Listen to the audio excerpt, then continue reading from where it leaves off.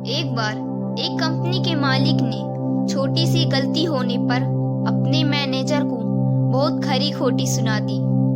मालिक की बातें सुनकर मैनेजर को बहुत गुस्सा आया, लेकिन वो उनसे कुछ कह भी नहीं सकता था। कुछ कहता तो उसकी नौकरी चली जाती। गुस्से में वो मैनेजर अपने मालिक के कैबिन से बाहर आ गया और बाहर आकर उसने अपना सारा गुस्सा स्टाफ पर निकाल दिया। अब बिना वजह डांट पड़ने की वजह से स्टाफ वालों को भी गुस्सा आ गया, लेकिन वो भी मजबूर थे। अपने मैनेजर से कुछ कह नहीं सकते थे, लेकिन अब स्टाफ वाले अपना गुस्सा किस पर निकालते?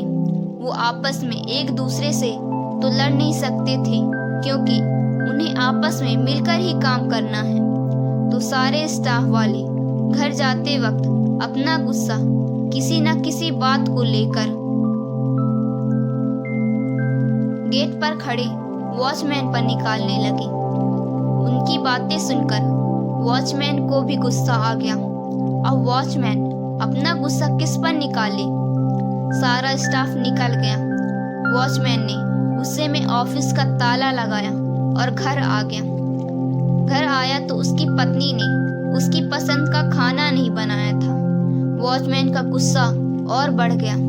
उसने ऑफिस की भड़ास भी अपनी पत्नी पर निकाल दी और उसे बहुत सुना दिया। पति की बातें सुनकर पत्नी को भी गुस्सा आ गया। वो अंदर गई और उसने अपने बच्चे को एक जोर का थप्पड़ मार दिया और बोलने लगी, पढ़ाई करता नहीं है और सारा दिन टीवी ही देखता रहता है।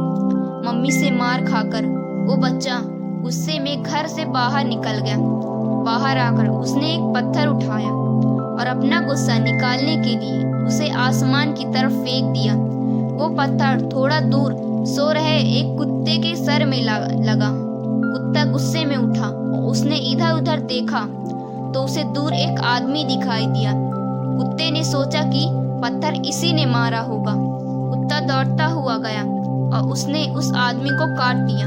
उस आदमी ने बड़ी मुश्किल से उस कुत्ते से अपना पीछा छुड़ाया और जिस आदमी को उस कुत्ते ने काटा वो उसी कंपनी का मालिक था, जिसने सुबह ऑफिस में अपने मैनेजर को डांटा था। वो आदमी थोड़ी देर तक बस यही सोचता रहा कि आखिर इस कुत्ते ने मुझे बिना वजह काटा क्यों? रोज तो ये मेरे पास दुम हिलाता हुआ आता था, लेकिन आज इसे ऐसा क्या हो गया जो इसने मुझे काट लिया? इस मोटिवेशनल कहानी से आप समझ गए होंगे कि कर्मों का फल हमारा पीछा नहीं छोड़ता। जाने अनजाने में कितने लोगों के साथ बिना वजह गलत व्यवहार करते हैं, जिसकी वजह से दूसरे परेशान होते हैं और कितनों का तो बहुत नुकसान भी हो जाता है, पर हमें तो उसका अंदाजा भी नहीं होता, क्योंकि हम तो अपनी मस्ती में ही जीते हैं। पर ऊपर वाला सब देखता है और वो हमारे कर्मों का फल किसी और तरीके से हमें जरूर देता है। इसलिए जिंदगी में बहुत जरूरी है कि आप दूसरे के साथ अच्छा व्यवहार करें, हर किसी की परेशानी को समझें, किसी के साथ बुरा ना करें, क्योंकि जैसा बीज हम बोते हैं वैसे ही फसल हमें मिलती है।